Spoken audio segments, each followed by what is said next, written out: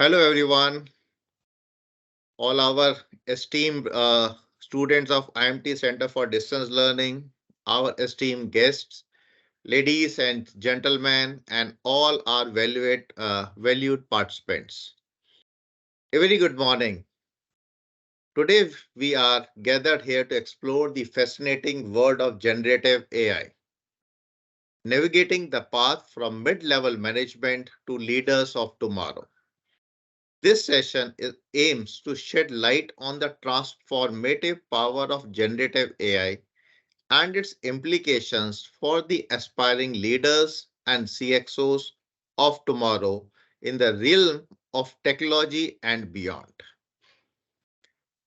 IMT Center for Distance Learning recognizes that in this digital age, artificial intelligence has become an integral part of our lives.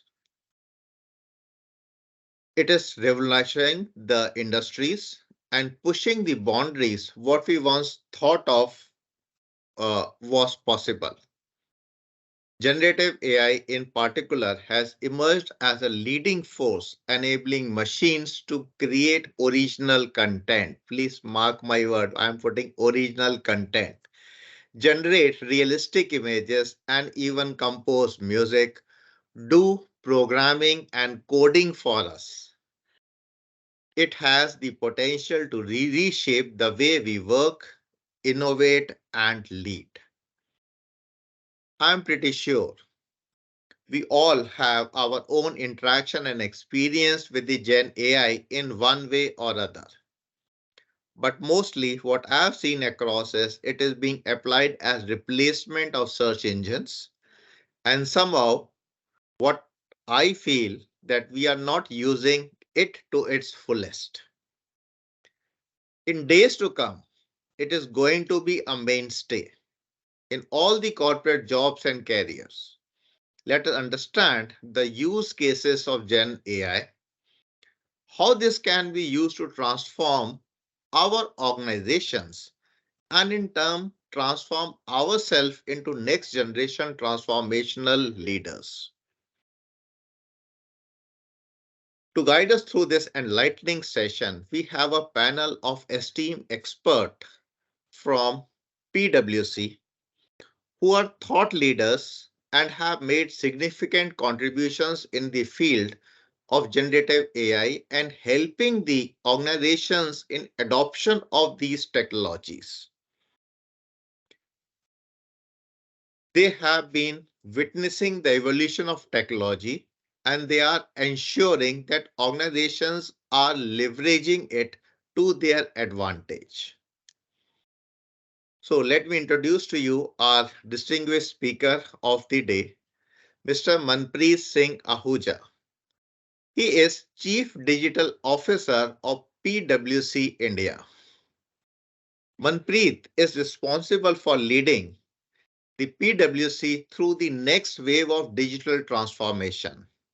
He is driving this bold ambition of disrupting the traditional business model, offering a differentiated experience to the customers and the teams, and building a digital culture to drive citizen-led innovation.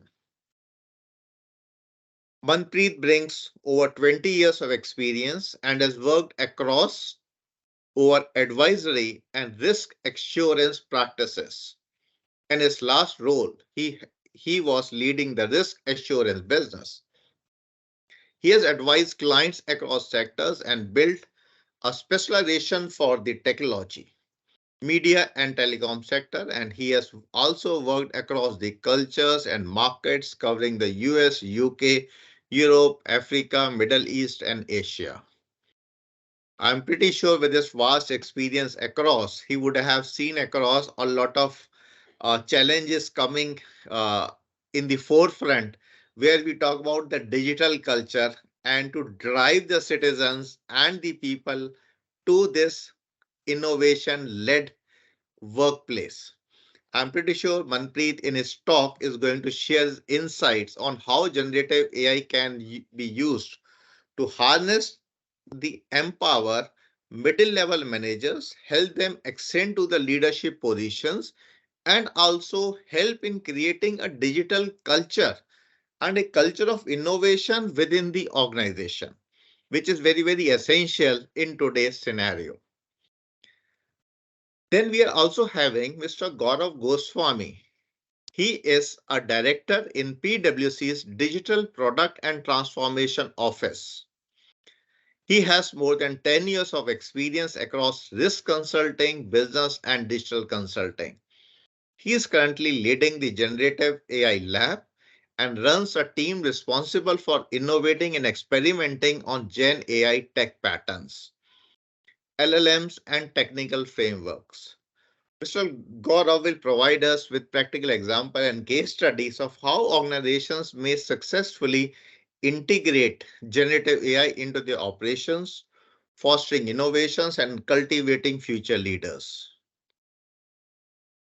Together, our esteemed speakers will delve into the intricacies of generative AI, sharing actionable strategies, real world experiences, and valuable insights that will empower all our listeners and audiences to embrace this transformative technology and navigate our own path from mid level to becoming the leaders of tomorrow. Now, I request Gaurav to give a brief introduction of the flow of the session today. All of our esteemed uh, audiences, if you're going to have any queries, you can put across your queries on the chat. We would be taking the queries in the end, but I'm pretty sure during the course of our deliberation, if there are going to certain queries which can be addressed, so we would be addressing those queries then and there itself. Gaurav, over to you. Thank you. Thank you, Dr. Sharma. Thank you, everybody, for letting us, present our thoughts and our views on generative AI and what, PwC is doing in this space. Uh, so the brief, flow of the session today is we'll start with an introduction on how we are demystifying Gen AI for the group here, what it means, what it does not mean, what are the do's and don'ts with respect to AI, and how it is different from traditional AI. We'll try to kind of spend some time on that. The next part will be where we will show you guys some actionable prototypes that we have built. So we'll do a little bit of a show and tell for you guys to kind of show you the art of possible and help you guys dream better. And the next part will be a detailed session on what this means for business, how we can actually use this to enhance our business, to drive future value for our business, and to change and transform ourselves as future business leaders. And maybe the last part we'll take for Q&As. So that's by and large the flow of the session today. So I'll just share my screen and then Manpreet, over to you. We'll start with the first introduction and then the first section. Sure, absolutely. Thank you, Dr. Ashok, for setting the stage, Gogo for laying out the agenda. But just so you remember, the three of us from PwC, my job is to dream and reimagine what the future of business can be. Gaurav Goswami on the call sort of is the guy who brings those dreams, those crazy dreams to reality. So he's the geek who kind of makes it happen. And Umang is the guy who actually takes those builds to the market and makes money for the firm. So that's the trio who that sort of gets together here in the conversation, and hopefully we can take any of the questions or conversations to any of the tracks. How does technology impact business? What does it take to take that technology to build new products and services, and what does it take to eventually sell these in the market and disrupt the flows as well? So just very interestingly, I'm sure there is a lot that's been going around on the generative AI. There is you're reading, you're researching, you're looking at reports, you're looking at YouTube videos, and each one of us seem to have a feeling saying, I get it. But I can tell you what we get is not even the tip of the iceberg. The possibilities with Gen AI are enormous. And to be honest, if there was nothing else that we were to do and spend all our 12 hours in the day on Gen AI and demystifying Gen AI, that is really where the justice to this massive opportunity would lie at this point in time. I mean, let's just go to the next slide, Gaurav. And I know you've heard about this, but I just wanted to still re-emphasize, there are some people who kind of go back. It's like a pendulum, right? There are a bunch of people who go back and say everything in the world will get solved through Gen AI. And then there are people on the other side, even Elon Musk, who go back and say, you know what, it's the doomsday, you know, and there are sustainability challenges with Gen AI and a whole bunch of issues that kind of come in as far as Gen AI is concerned. So it's like the world is getting divided between people who are completely big believers to people who are completely on the other side. The reality is somewhere in the middle, but the ground reality still remains. There is nothing in the world as a consumer technology that got to about 100 million people in just about 60 days, right? The Instagrams and Metas and Twitters and everything else in life took much longer. 60 days is all it took for GPT to have 100 million subscribers, sort of fiddling around with the technology. And when that begins to happen, you have to realize it's a tectonic shift, because it wasn't like Microsoft was pitching or marketing for it. It's like that WhatsApp moment where you begin to start using a technology without anybody necessarily selling that to you. And once that begins to happen, the underlying consumer preferences are already changing. And I can give you an example. Given that I started using GPT much before whatever, way back in, almost more than a year ago. Today, when you go and interact with any chatbot, right? You go to a Taj website and you're able to say, okay, I want to plan my next vacation, or you go to Make My Trip and say, I want to book my next flight. You find it extremely irritating as a consumer to saying, but why is it that I'm having to write so much? Why can't I just go back and say, you know what, I want a flight to Gujarat because I want to watch the cricket final, and I want to find a flight that sort of matches the schedule of the match and get me a hotel that sort of fits my criterias.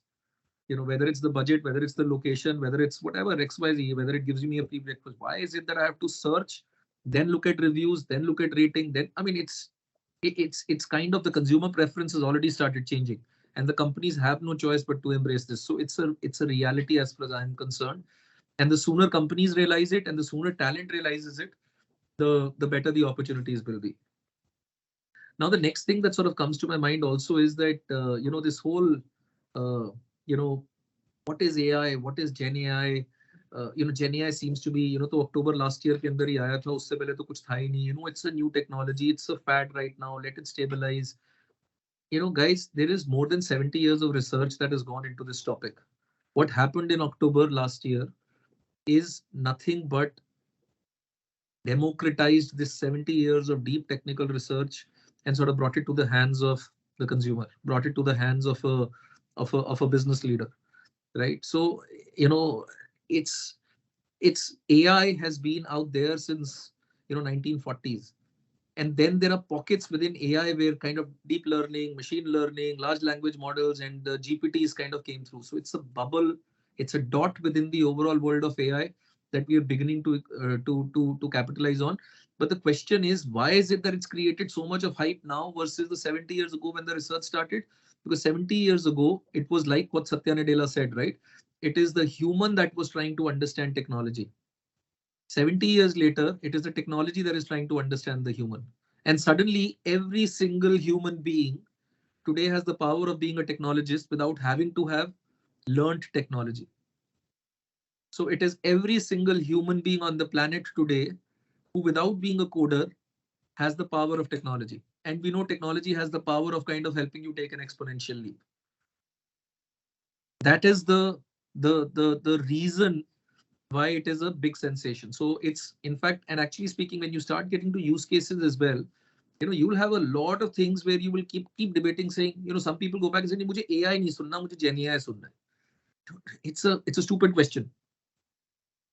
There is, when you solve for business problems, it's going to be AI with the tip of the spear being Gen AI, right? You will dream through Gen AI, but there will be a fair amount of AI that will come through as well, right?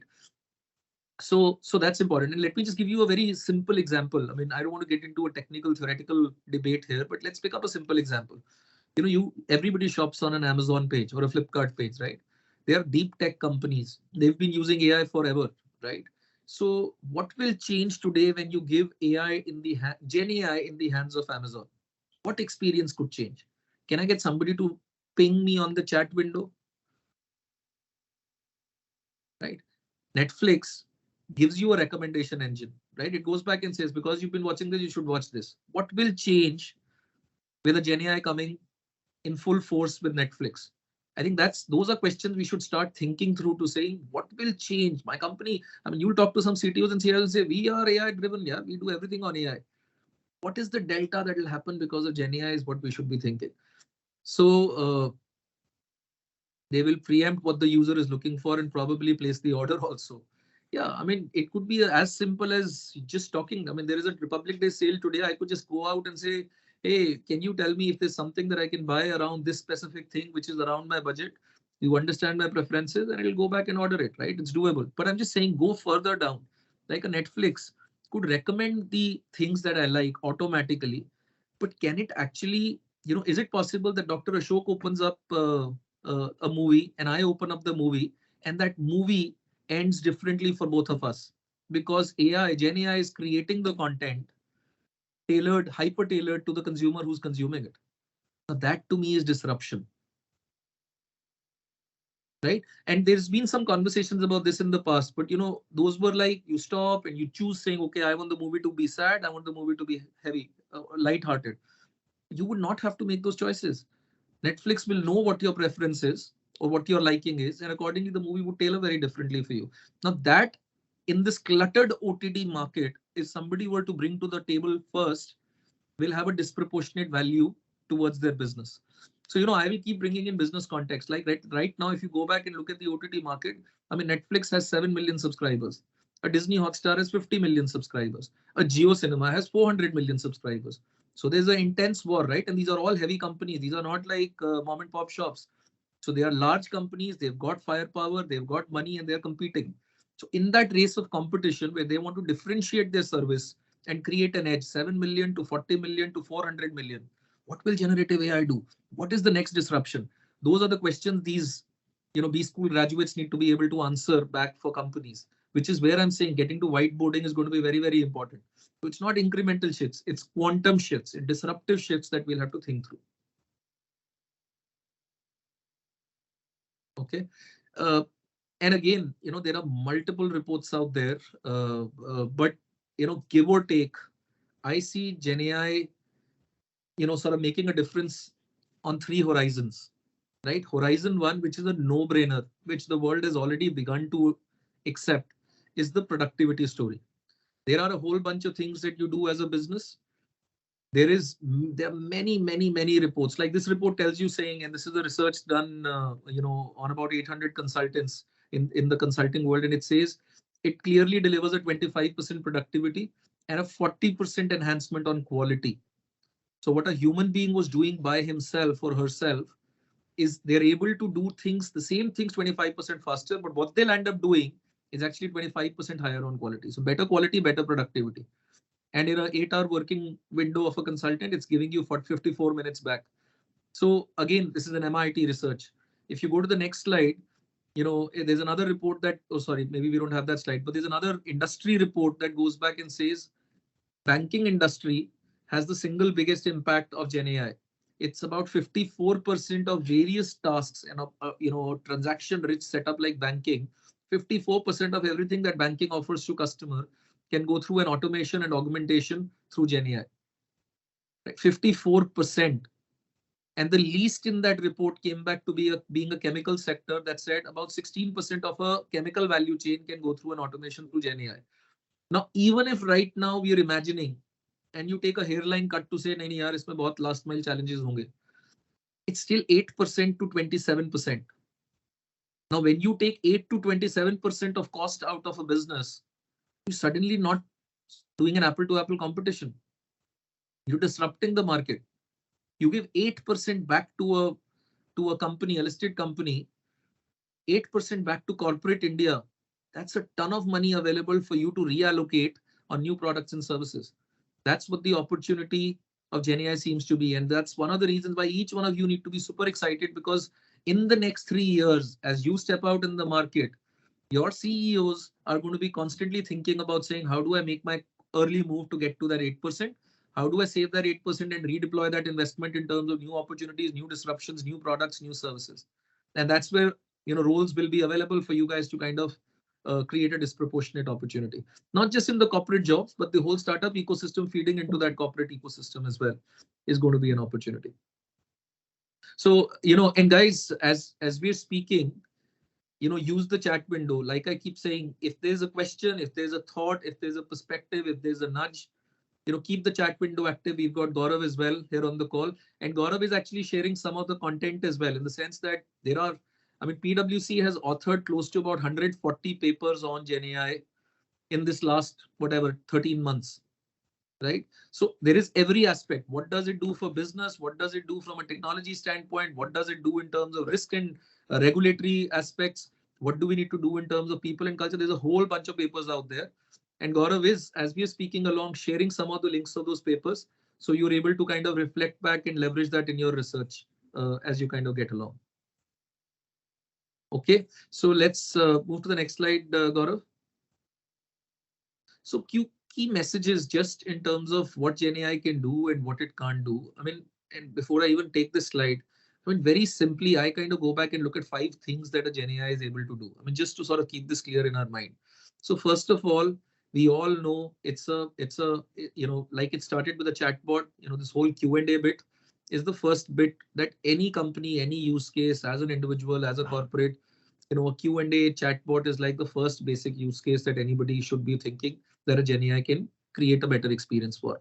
Now you'd say chatbots to hote hi the, but chatbots, as I said, were बहुत थके हुए chatbots है market के अंदर. There is only a set of, like you go to your HDFC banks and ICICI banks and Taj hotels and Make My Trips, like I'm saying, the typical chatbot would go back and say, here are 10 broad questions. There is a drill down of another 10. And beyond that, it'll say, sorry, I don't know. Like an example, I'm an Epicure member with Taj. I want to go to the Taj website and I want to book a hotel, but I want to book a hotel using my voucher. Sorry, the chat can't handle that question. So it's very irritating in today's world for you to then go back and say, let me now make a call. So how can you deal with a humanoid? How can you deal with an interesting conversation? So that's the first block of saying Q&A. And in this 1.6 billion people trying to discover your product and service through an app, with an ineffective chatbots, like the lowest hanging opportunity that every company will kind of start leveraging and exploiting, right? Like I keep saying, even Amazon, which offers a bedrock LLM to the market, does not on an Amazon platform offer a Gen AI chatbot. I have an issue around a return that I have to deal with. I'll only be able to answer in those 3 blocks. So that's like immediate here and now. I see that next 12 months, all of you will experience a different level of customer services in the market. So if you got the money, or if you got a plan, or if you got a funding, please start making startups in that space and disrupt that entire ecosystem. The call center industry will completely go through a change. The second block that kind of comes to my mind is deep retrieval. So deep retrieval is about, there is ton of data, ton of information, ton of contracts, ton of invoices, so much that a large multinational has, and the left arm doesn't know what the right arm has. And hopefully there are ERPs that hopefully give you intelligence, but it's not just the ERPs. You have HRMS systems, you have talent systems, you have Salesforce and Dynamics as your CRM systems, right? So, and none of these systems, while they exist and there is a ton of data, they don't sort of come across in terms of giving you insights around unknown unknowns, right? So your ability to, so tomorrow, if I were to ask a question to a large company, Maruti Udyog, and saying, tell me all customer contract, all supply chain contracts that you have, which have an indemnity, which have an unlimited liability on Maruti, or have an indemnity, or have a forex exposure. It's a live boardroom conversation I'm talking about. When there was forex volatility, one of the large IT outsourcing company, which is globally listed, the global board asked a question saying, how many customer contracts out of the 50,000 customer contracts that they live with a multi-billion-dollar company, have a forex exposure that's on Genpact. That's on the company. Genpact's the company actually. So I gave it up. So it took them 3 months to be able to go back and retrieve and say, okay, here is a cross section of contracts where the forex exposure is on me. Here are the underlying countries and the currencies on which I'm sitting on forex. So imagine the speed of decision making. 3 months to get to that data, because there are contracts that are in various continents, various geographies, various languages, right? And they want digitized. And even if they are digitized, they're not in a position where you can sort of scan through every single contract and get that summary. So if your ability to act on that is 3 months later, the whole macroeconomics can change in that 3-month period. So today, if I had every single contract, underlying contract accessible to that LLM, my ability to retrieve what I need to get is much quicker and faster. And therefore, my ability to respond and react much faster it can create competitive advantage. I mean, I'll give you another example. We were chatting with the, a very large infra company in the country, and they went back and said, with the number of projects that we're running pretty much across the country, we have, if nothing else, close to 100,000 project inspection reports that get generated every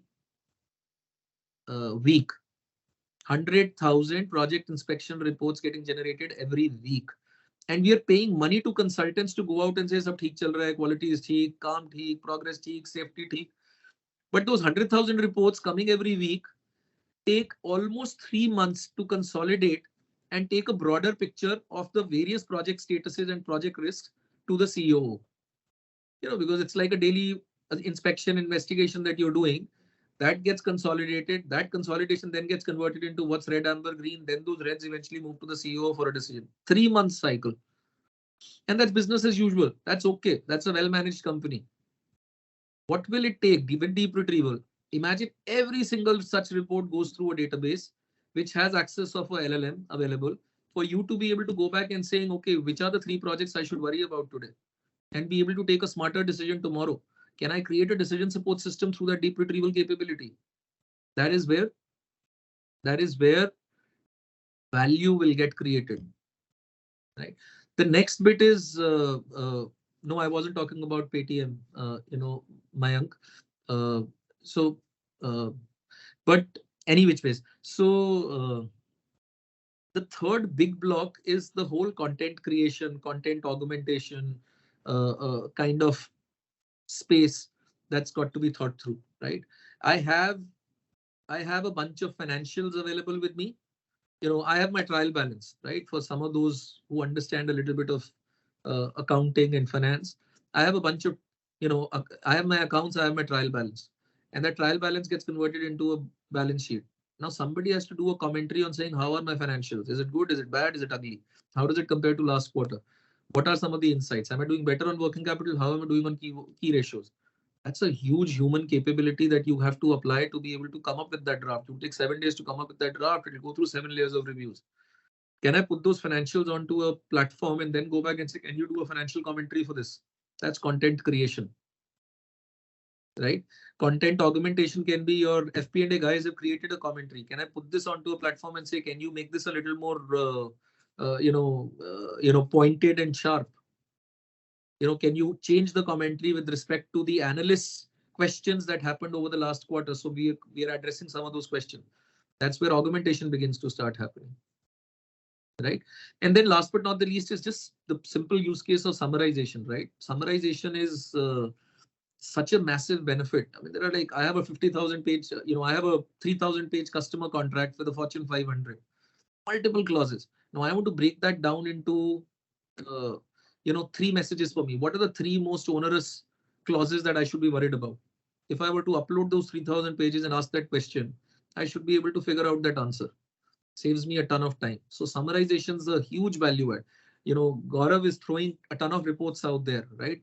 If you had access to a platform that could take 50 pages, 70 pages, or 20 pages together and saying, these are 20 PwC reports. Can you give me 10 nuggets that will help me as a B school student understand the future of business? You'll hopefully get a brief summary across these 10 documents. So those are the various use cases out there that you must keep in mind when you're thinking through what will generative AI do to business.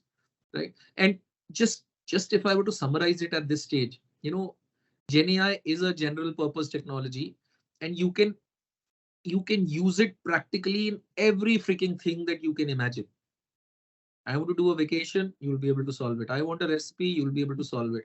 I mean, one can recommend. Is it better than a search engine? I'd go back and say, you don't want to use GPTs for running what you can run on Google. But if you want to, it'll give you results, right? It's a case of relative, benefit and the underlying cost. So, but, with these 4 or 5 use cases that I spoke of, the broad categories of use cases, you can keep that in mind. And it can hit every part of business, every sector, every function. The limitation is only your imagination. Some people go back and start a conversation saying, oh, but I don't have quality of data for me to run here. For all you care, you can generate synthetic data for you to be able to start getting to a zone where you can take better decisions and capture those decisions and digitize them for future use case. Right. The second thing is quality of data tech infra is going to go through a massive revolutionization, because today every CEO is, as I said, the whole opportunity has been democratized, right? So every CEO today is thinking about generative AI, and every CEO today is saying, what are the pockets of data that I have that I haven't exploited that can create a competitive advantage? Do I have the right tech infrastructure to be able to deal with the compute that needs to get done? And as these two pillars begin to start improving in every company, or maybe a traditional company, what they will end up doing would be significantly different from what they were doing in the past. So imagine a tire company that was in the business of selling a tire. If they can figure out a way of capturing the tire movement as they sell the tire, and how do you buy a tire, right? You go back and say, भैया अच्छा tire कौन सा है, ज़्यादा कौन सा चलेगा, safety wise कौन सा बढ़िया है, rate किसका बढ़िया है. These are 3 or 4 things that you look at, right? What if a tire company begins to start selling tire not for saying ये 20,000 रुपए का tire है, they say this is a 1 rupee per kilometer tire. For every kilometer you ride, there'll be a 1 rupee. We'll do a monthly billing. That's disruptive. Because there's suddenly your promise is now delivered to an outcome. But kaise hoga? How will I track? How will I pay? The whole risk of credit collection. I mean, it's a whole new value chain that you're trying to create in the business. You couldn't have done that, but with the generative AI and the data and the IoT and the emerging technologies, you can possibly do that. But as you do that, and somebody will say cost benefit, but why do I want to do that? I'm in the business of selling tires any which ways, because there's intense competition and I want to disrupt. So as you do that, you're not just creating a competitive advantage for the tire industry or the company, but you're trying to generate the underlying data. And that underlying data, by the way, my friends, can disrupt the consumer insurance company. The auto insurance tomorrow could be very different for Dr. Ashok and could be very different for Shubham, could be very different for me, because there is an underlying data that tells who's a better driver, who's a safer driver. And that suddenly now disrupts the insurance sector. And you're at the heart and center of having collected that data to be able to do that. So that's how future of business will begin to start changing. Sure, I'm not being able to keep tab of all the comments that are running, Gogo. So if you either pause me and pull me into a question, or feel free to type back a response or whatever, keep the users engaged on the chatbot, Gogo. So, okay. Then the second thing, as I said, I keep saying, is it's democratized. So as you start thinking through, like I'm in a consulting world and we're constantly in the market talking and selling and creating ideas. Who in the past we would have done these meetings with CTOs and CDOs and CIOs to say, okay, what can AI do to business? Today, these conversations, we'd love to do this with the board, we'd love to do this with the CEO, but we're doing this with the CFO, we're doing it with the supply chain, we're doing it with HR. Everybody is thinking about what will GPT do to me and my function and my part of the business, and how can I disrupt my part of the business. So it's really, really democratized as an opportunity. And because it is democratized, some of those buyers are not people who are PhDs on technology. They are not technologists, but they are thinking technology. And the feedback back to everybody is that some of you might just have this monkey saying, oh, but by main to BTech hi nahi hu, main to commerce hu. How does it hurt? Can I think business, and can I imagine what this technology can do? You don't need to be a coder, by the way. And by the way, even if you had to build that technology, you can prompt in English and get to that technology. But at least what's brass tacks, that's a need right now to be in businesses. Can I dream and reimagine what technology can do? And not just this technology. I mean, ideally, as we school students, what can blockchain do to the business, and why is it that an IoT can make a difference, and how does Industry 4.0 make a difference, and how can all of these come together? Your ability to think, dream, imagine, and whiteboard the impact of technology to business is a brass tack. Everybody needs to be comfortable with that. How do I transform that dream into action? Not necessarily. I mean, it's not needed that each one of you should do that. But by the way, GenAI creates that potential as well. And last but not the least is this whole responsible, ethical AI. As much as I sound like a massive believer of GenAI, ground reality, like any big enhancement, there are underlying risks that come with the technology, right? There was internet, but there was a cyber challenge that came with internet. Now, doesn't mean people shut down internet. Digital banking came with a bunch of frauds, right? Doesn't mean digital banking adoption has gone down. So GenAI comes with a ton of issues around explainability, around bias, around the model itself, around cyber exposures, around data security. What does that mean? That means there is going to be a ton of money that will have to be spent in terms of ensuring that you're building trust in AI.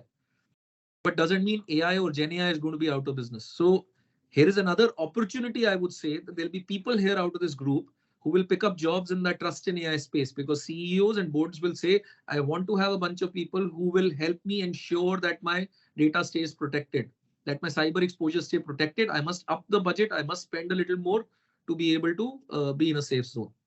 So I'm just going to pause here quickly. This was just the broad, uh, business dimension to what GenAI is doing to CEOs and businesses. But I'll just pause here and now bring in Gaurav to be able to give you a little bit of a show and tell, so you can touch and experience the technology.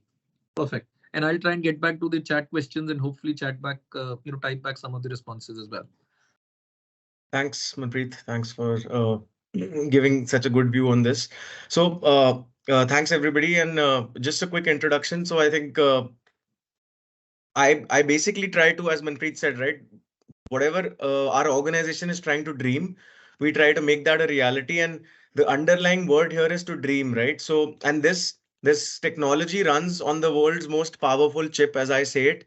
It's your mind and your imagination. So, whatever you can try and dream, it's more or less going to be possible either right now or maybe a little bit into the future. So, before I go into a little bit of a show and tell and show you guys what is the art of possible, I'm tempted to just show you one quick video on YouTube, and that'll help paint the picture for the next 10 minutes. But the underlying message here being that uh, dreaming is something that you might people might find unbelievable at this moment, but technology is something that makes it possible. And popular culture, cartoons, movies, TV shows, they try to pave the way for future. And I always find good trends in past media that has been created, which helps us reimagine the world. So I'll quickly share my screen and show you guys a quick 1 minute clip, hopefully just to lighten the mood after all that information. Let me know if you can see my screen. Yeah, okay.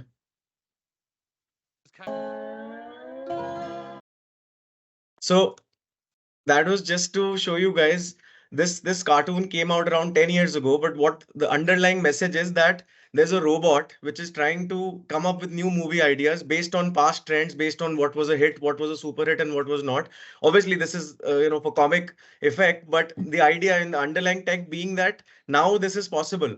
Now we have the technology that can synthesize the movie going trends that have happened in the last 10 years, what audience likes, what they dislike, and based on that, right, you can actually now generate a new movie script. That's something that many people have attempted. And YouTubers have been creating videos using GPT's power to synthesize a script, images, videos, and then all the ability to stitch that together. So that was just to open everybody's minds that dreaming is the most important aspect here. Now coming back to the core aspect of the show and tell. So we run a lab in PwC where we try to create some of these ideas and bring these ideas to life. So one such, I'll take you guys through a couple of these examples. One which is very close to our heart is a coffee company that came to us and they said that we want to increase the adoption of coffee in India. We think that people they don't know much about coffees, and they are, India being a tea drinking nation, they're not very well versed with what types of coffees exist and what options exist therein. So we want to create some sort of a Gen AI powered application which can help make coffee discovery fun for people.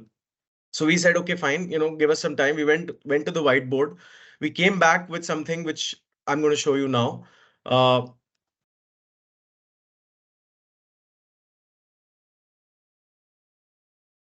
you guys can see my screen? Okay.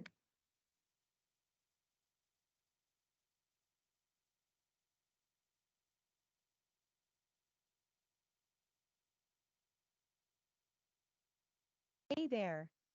It's great to see you. I'm Amy. Welcome to Third Wave Coffee. I'm here to help guide you to the best coffee you've ever tasted. What's your favorite coffee? I'm looking for an espresso.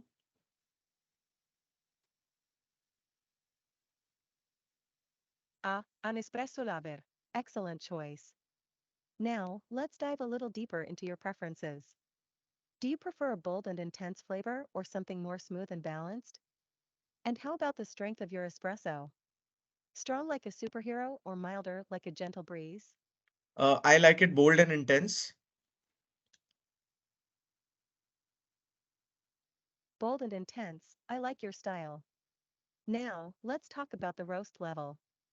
Do you prefer a dark roast with rich and smoky flavors or a medium roast with more complexity? And how about any specific tasting notes you enjoy in your espresso? I would like it with rich and smoky flavors, but can you make it with the vegan milk if possible?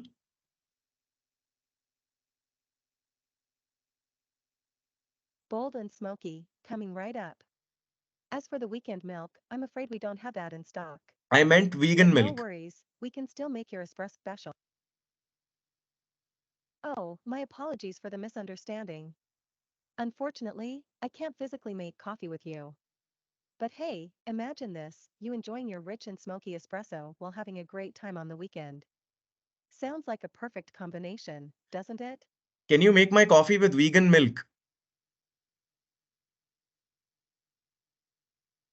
Absolutely. We've got you covered with our selection of vegan milk options. Whether you prefer almond, soy, oat, or coconut milk, we can make your espresso just the way you like it. So go ahead and choose your favorite plant-based milk for a delicious and cruelty-free coffee experience. So which one of these milk options have the least amount of calories?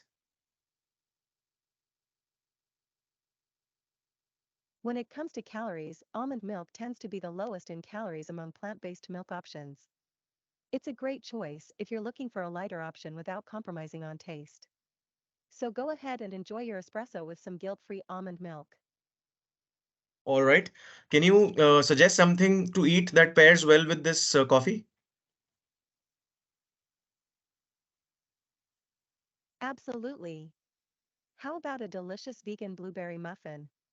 The sweet and tangy flavors of the blueberries complement the rich and smoky notes of your espresso. It's a perfect pairing that will satisfy both your coffee cravings and your taste buds. Enjoy. Thanks. Can you repeat my final order, please?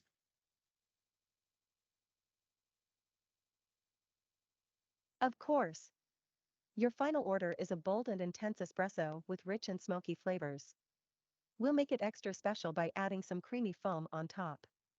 And to pair with your coffee, you've chosen a delicious vegan blueberry muffin. Enjoy your coffee experience. All right. Thank you. So, So well, this could be a coffee yeah. conversation. Somebody had a question, can it give a suggestion for snack? We were doing it does actually, it does upselling too. So we were showing a demo to an insurance company. And again, what are they going to do with coffee? But their thinking was exactly this. Can I actually be able to upsell? आपने sir ये policy ले रखा है, आप साथ में ये क्यों नहीं ले लेते हो? Why don't you do this top up? Why don't you change this insurance to this one? So a lot of these follow up calls that you keep getting for insurance companies, when the agent calls, the agent is not educated enough to know what the underlying policy is. So that agent is only, sir, आपका premium due है, please make the payment. क्या चीज का premium customer को पता ही नहीं मेरी policy क्या है, should I keep the policy, should I continue, should I not continue? So if Amy as a chatbot is sitting on top of that data, it can actually create that response back straight saying, sir, this is what you're losing if you don't do this. How about this? If you're not interested in this policy, this is how you can upgrade to something else. So there's a lot of business use cases that you can bring in on top of this chatbot. This whole, the finance world, vendor help desks, right? What is the status of my invoice? Can I get this data? Can I get this information? Can be handled by Amy. Your employee awareness and communication. Amy can actually be sitting on top of a policy hub and be able to articulate policies back to people. So multiple use cases in how you are able to engage with the employee or the customer, or the vendor can kind of sort of change with all of this. And you could ask her dumb questions, right? We challenged Amy with, I mean, somebody came and asked a question saying, but why is your coffee better than Starbucks? We didn't even train the model for that answer.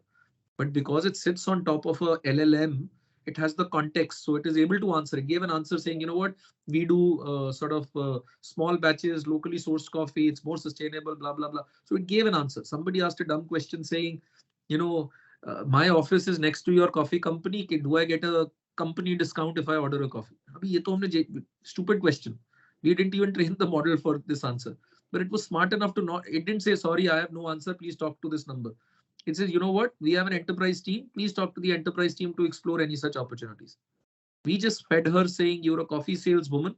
Here is the menu card and here is the ethos of the company. That's it. 3 documents. And it's able to make such a smart conversation, you know, in 200 languages, by the way. You could have asked in any question, any language. Okay. Yeah, So absolutely. Yeah. it will reduce employment in different aspects of careers, guys. I want to be very, very clear on this topic. It will not reduce employment. It will increase employment. Industrial revolution did not take away jobs. It created jobs.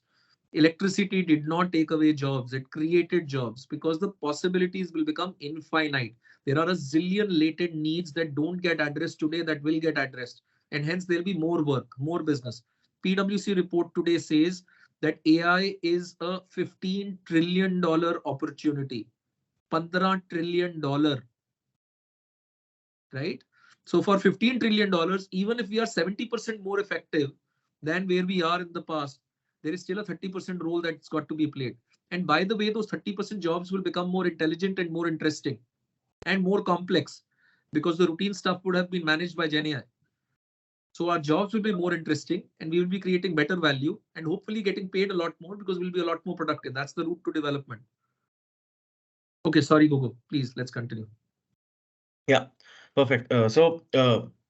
Just to move on, onto the next one, uh, PwC has actually brought in an alliance with a very large legal player based out of the UK. This app is called Harvey.ai and it's absolutely phenomenal, and people in PwC are currently using this as we speak in the legal sector, in tax, in finance, what have you. So the ability for the large language model, the ability of the large language model to actually understand unstructured information and then present its context and contextualize and synthesize and summarize this information for humans to consume is something that will really reduce your time. So as Manpreet was saying, right, one of the examples that came up in our organization was that today we wanted to find out in a repository of 10,000 documents, how many documents do I have where I am exposed, where let's say there is some sort of a clause in my contract which shouldn't have been there.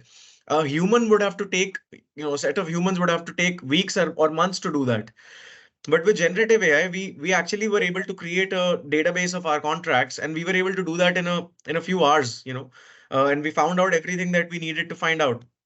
So just to kind of build onto this, I'm going to show you guys what is the capability of Harvey, and underlying tech being, large language models and the ability to generate through retrieval augmentation, which is, the tech people on the call will understand this term called RAG, which is retrieval augmented generation. So this is something that we will try to now show you guys, and apply this in, 2 or 3 use cases. So one use case that I'm going to show you now is, maybe it will appeal to the investors, share market investors, who are present here amongst us today. So, in order to probably understand what a company's performance is going to be like, whether you want to buy that share or sell that share, or even for a company's investor relations team to understand what analysts market is talking about their stock and their performance. So as you guys know, right, there are pre-earning reports that come out from multiple market analysts who are trying to analyze what your quarterly performance is going to be like. Now, as a company CEO, there are 20 analysts that are coming in the market and they're talking about my performance indicators. I want a single view on it and very quickly, right? Because time here is of the essence. I want to preempt and anticipate how the market is going to react to this information that's coming out. So this is going to be an example to show you guys how we will be able to synthesize information very, very fast. So this is the landing page of Harvey, and I'll keep on zooming because the text is a little small. But let me know if you guys are not able to see something. So here, guys, what I'm doing is for Reliance Industries, there are 3 analyst reports. One is from ICICI Direct, one is from Motilal Oswal, and one is from another analyst. I'm going to put these reports into Harvey.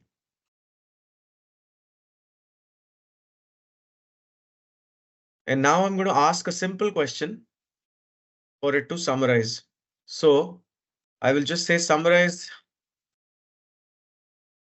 This is the prompt I've given just for everybody to see. Summarize in a table the key financial indicators for Q2 FY23 from the analysts, right? This is the persona of a CEO or a finance person using this. So I'll click on Ask Harvey. Now it's going to take a bit of time because these documents are getting embedded in real time, but hopefully something good comes out.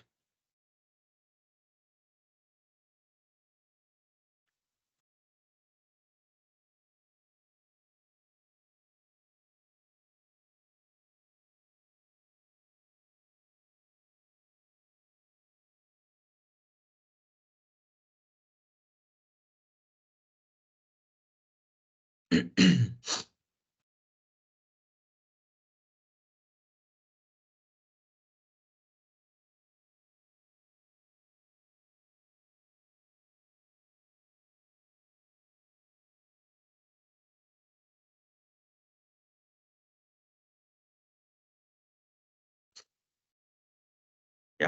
there we have it. Less than a minute.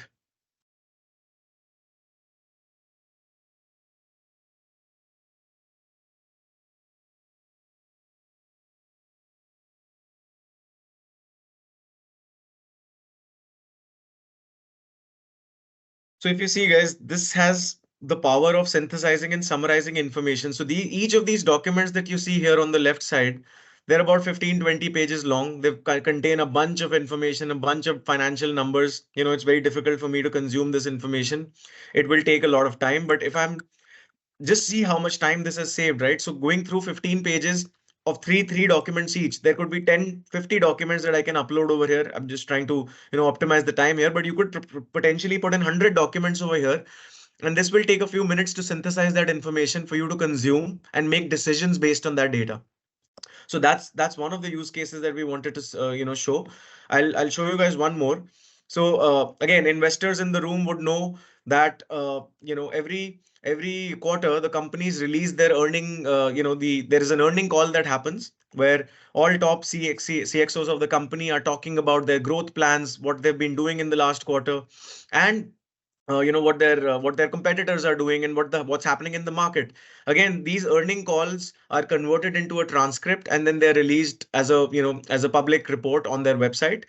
Again, as a company, let's say if I am a company like HCL or Infosys or TCS, and I want to know what my competitors are doing, what are they doing better, what can I learn from them, what am I doing better from, when I compare myself to them. So those kind of things, again, is a brilliant example of how we can synthesize information very quickly. And I'll upload over here the earning calls from HCL Tech, Infosys, and TCS that just came out, I think, a week back. And now the question that I'm going to ask is very simple, that what are the learnings that HCL can take from Infosys and TCS, right? And we'll break down the analysis into two parts. What are they doing better? And therefore, what are the steps that HCL can take to improve? And what are the areas in which HCL is ahead? So I'm going to just post this question over here and ask Harvey.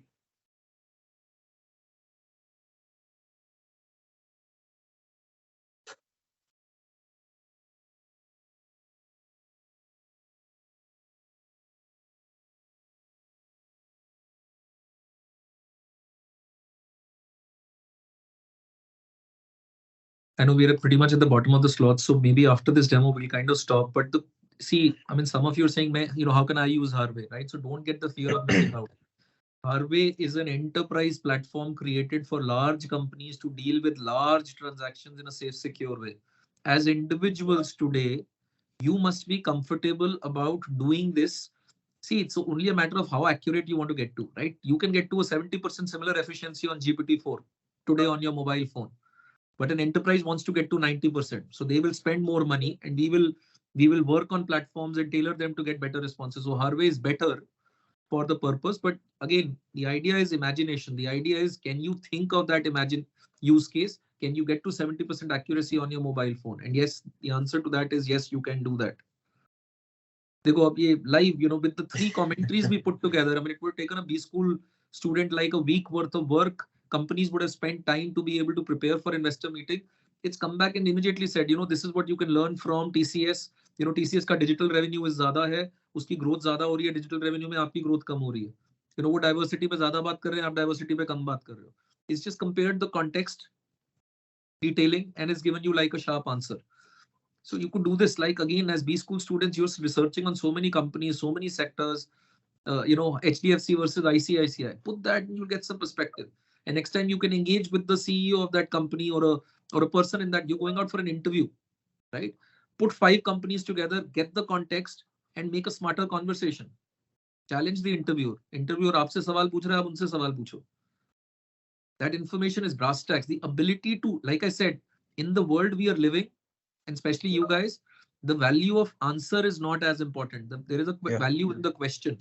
If you are smart and you can ask a good question, that is what is more valuable than the answer, because answer GPT दे देगा आपको. पर मैं सोच ही नहीं पा रहा वो question. I have not even asked that question. Versus you've asked the question, you'll get value. Right? So we'll just stop here. I know there is a whole bunch out there. So I strongly recommend Google PwC CEO survey. That'll give you another business context of what are CEOs thinking about the world and the future. And it talks about business model transformation. So I'll just leave one data for you to get activated. 40% of global CEOs have come back and said their business model is not viable in more than 10 years. So in 10 years, they don't think their company will exist. 40% of 4,700 CEOs around the world, including Fortune 500 companies, they don't think their company will exist or be viable in the next 10 years. 10 years is not too far. And hence there is this maniacal rush for transformation and business model shift. 60% of CEOs have gone back and said consumer preferences are changing, and that's the single biggest driver for change in the business and the business model. The reason why I'm giving, and then they've come back and they've spoken about Gen AI as well. 38% of CEOs in India have started toying with Gen AI. They're starting to do use cases and pilots. Nothing has gone enterprise grade, but they're beginning to experiment. 38% of Indian CEOs that we reached out to, we went out to about 250 CEOs.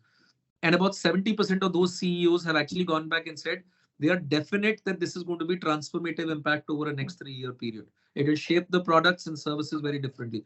So all I'm saying is, don't sit on your beds and say nahi abhi to time hai dekhte hain to blockchain bhi aaya tha thanda ho gaya. This is here and now. You may not be a technologist, but you should be able to dream about what this technology can do. You should be able to talk about saying how it makes a difference to productivity, which is here and now. How it, like the Amy example, it's productivity example, it's an experience example, it's a here and now example. To some of those guys were putting in the chat saying, how can you take it to a next level and start creating new products and services that didn't exist? Right? So, that's the next phase. And then the third phase is to go back and say, how can I completely disrupt the business model altogether? How can I do business in a way that was never done before? That's where it's a little bit of a gray. I don't have the answer. Every industry will be different. Like the Netflix example I was talking about. That's where imagination kind of comes through. And as we crawl, as we use productivity to augmentation, become better experts on technology, the answer to the third horizon will become easier and better as well.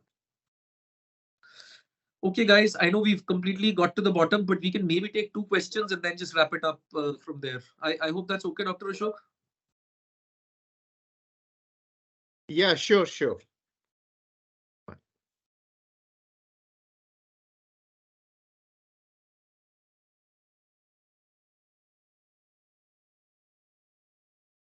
Prominently, everybody were worried about the jobs, and you rightly answered that it's not going to take anybody's job. Definitely, a new whole lot of opportunities and career opportunities are going to be created.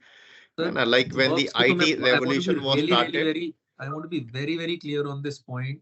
It is not going to take your job. But if you're an unskilled person, आप बोलो जी नहीं मैं तो हाथ से ही काम करता हूँ और मेरे को तो चैट जीपीटी चाहिए ही नहीं, तो भैया फिर आप irrelevant हो जाओगे. If you go back and say I will not use a computer, then you are irrelevant, right? You can't come and work in Pricewaterhouse if you're not using a computer.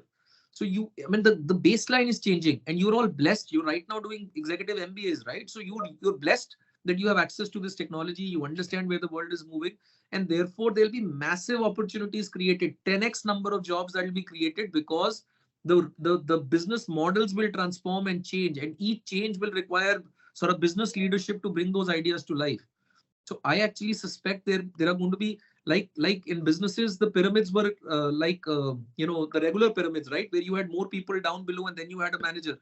The pyramids will invert because you don't need bachchas doing the job that chat GPT is doing. You will need more quality supervisors. You will need managers. And therefore, there's an opportunity for you to jump the curve straight and soon. Right? But that's where the war for talent is going to be. Another question that I would like to put across is, like Hema has asked, that chat GPT will reduce our imagination, will make our power of creativity more or less. So, again, the world's divided on that. Like somebody was challenging the other day saying, Manpreet आप कह रहे हो कि वो pyramid तो reverse हो जाएगा, पर वो मैनेजर बनने के लिए नीचे से काम करके जो सीखते हैं, तब तो आप मैनेजर बनते हो, सीधा ही मैनेजर कैसे बन जाओगे? See, I'm not a sociologist here, and I may not necessarily be able to answer that question, but all I'm right now saying is today, for a non-creative person like Manpreet, when I go to Delhi, I'm able to feel I'm 10 times more creative. I'm able to express my creativity in a 10 times better format than I ever could have. So as far as I'm concerned, it's fueling my creativity and imagination. It's getting me. The other day I had a boardroom presentation and I wanted to tell the company that you're a tortoise and this world is changing really fast. Like one of the CEOs has made the comment and I wanted to bring that in a slide. They said the world, it's a very profound statement. He said the world of transformation has never been faster than it is today. We are on an absolute treadmill. And this world of transformation will never be as slow as it is today. The speed of change is the fastest today, but it's by the way the slowest because the world ahead is going to be at a tectonic pace. It's going to be even more faster.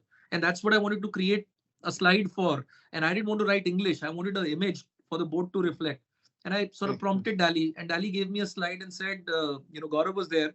And it said, a turtle powered by skates.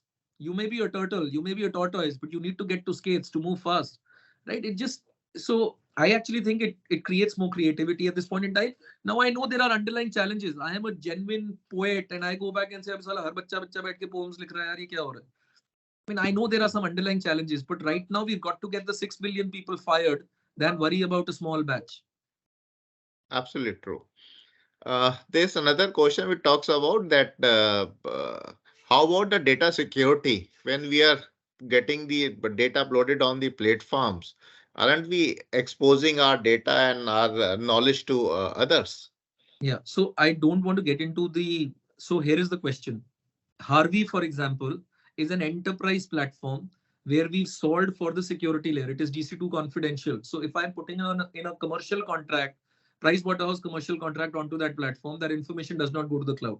So again, I don't want to answer a security question in the sense that वो architecture कैसे build किया. But there is जैसे cloud पे data जाते वक्त, we used to all be worried saying, अरे cloud पे data जा रहा है, पता नहीं क्या होगा. Do I have control? And then you had a whole profession that got created around cloud security experts, right? Similarly, on GPTs, there is a whole, like I said, companies will spend $1 million. We've Pricewaterhouse has spent $1 billion on this whole GenAI investment. And a big part of that billion is trying to go in terms of figuring out how do we secure our data and environment. Because if that gets leaked, we have unlimited liabilities attached on us with our customers. So we had to invest that money. Microsoft is investing that money. Google and Amazon are investing that money. And together there are frameworks that have been built. At this stage, the ask for each one of you is to go back and have that question in mind saying, how do I make sure that my data stays secure? But subject to that answer, which a technical expert will be able to bring in the company, how big is my imagination is what we got to think. Problem क्या है, लोग सोचना ही नहीं शुरू कर रहे कि अरे तो सिक्योरिटी इशू है, मैं बैठा रहूंगा. जैसे क्लाउड की दुनिया में देवर लैगार्ड्स, राइट? पीपल नहीं मैं तो क्लाउड पे जाऊंगा ही नहीं, नहीं मैं तो डिजिटल बैंकिंग पे जाऊंगा ही नहीं क्योंकि चोरी होती है.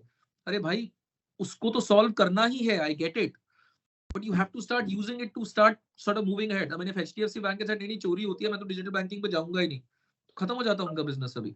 So that's where I'm saying there is a technical architecture through which you can solve it, but I don't want to get into that answer right now. Important question, important consideration. In the company, there should be somebody solving for it. In your team, there should be somebody who should be solving for it.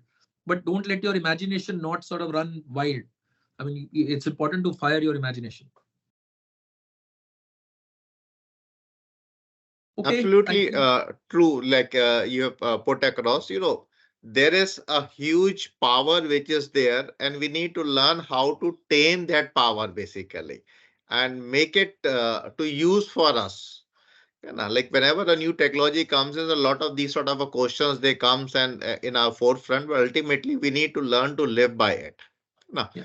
I'm seeing across a lot many questions are coming that how they can enter into this domain and how they can start using it and how at a different career points, like how they can change their career, get into AI and so on. So Manpreet, would you like to give some sort of guidance? How can they go ahead with it? And I see actually this in two aspects. One thing is making my current job effective using Gen AI. That is one thing.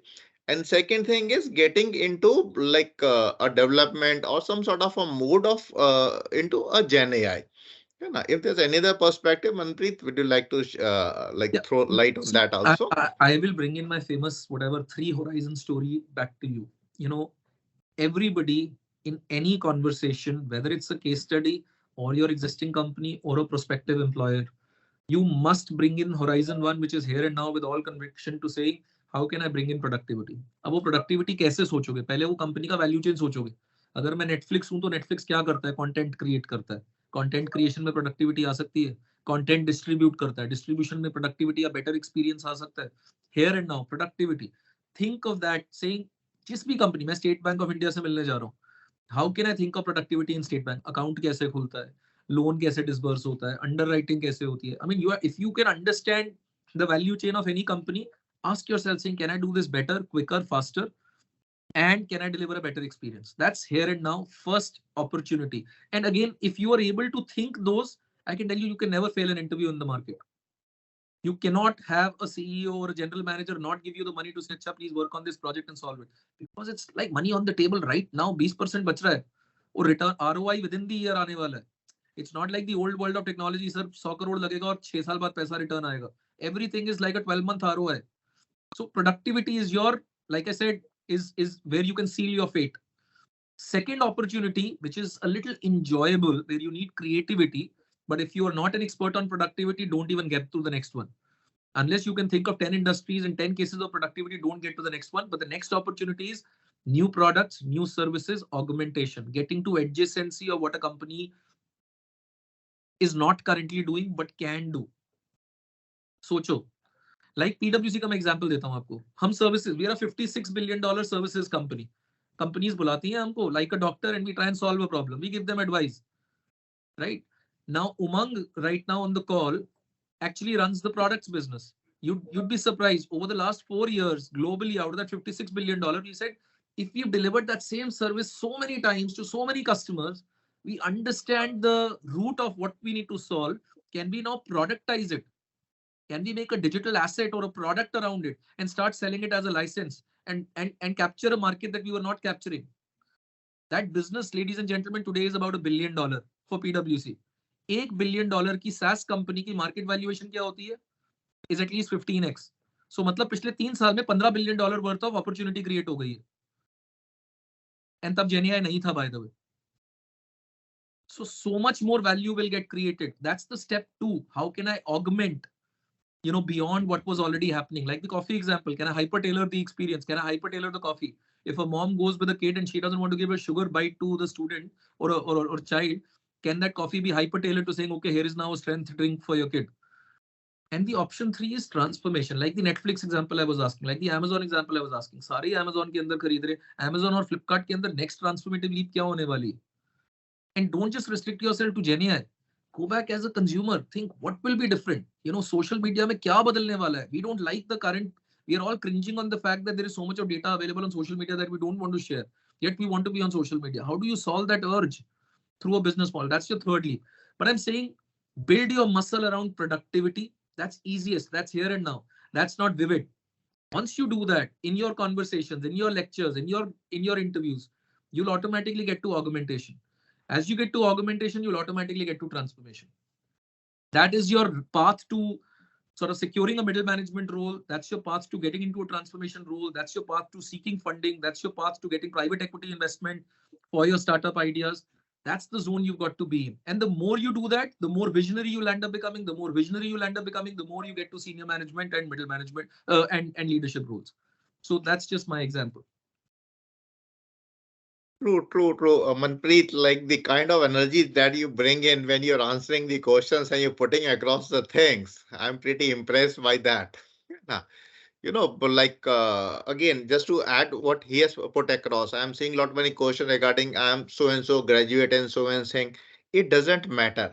More important thing is that you need to use it and you learn it. This is something that AI itself is going to tell you, like this is going to be something which is going to be happening there. Definitely, we can have certain introductory level of a workshop for you where you can have some sort of a hands-on, and so that you start the things start going for you. So you understand the very very basic concept. Like I was saying, the LLM was one, or prompt engineering is what, how to put across a prompt. There might be these sort of a things which might be coming in your mind, or like how to be more effective on chat GPT itself. You know, so there are we can come out with some sort of a very very basic a workshop for you. Yeah. And then after that, it's something that you need to be doing.